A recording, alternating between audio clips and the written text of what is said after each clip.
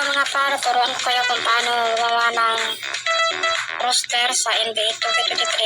Una, create roster mo tayo. Tapos, click yung NBA at saka use creative roster. Ito yung mga roster na nagawa ko. Yan, pag dito ka na, ikaw ang bahala mag-manual click kung anong bagong roster ngayon. Click mo yung LB-RB, yung LB backward at saka RB forward naman. Pagkatapos mo manual yan, all click sila.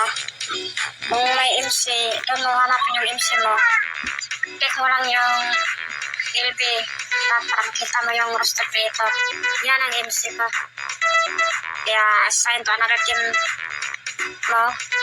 Pili ka kung ano yung roster kung gusto mo. At saka save. Yan.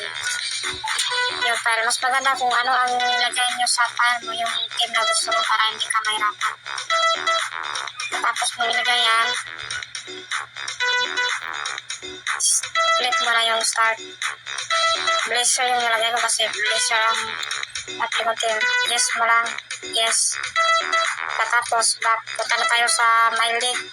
Pwede ka sa season at saka My League. Kasi puno na yung My League ko. Dito na ako sa season mo.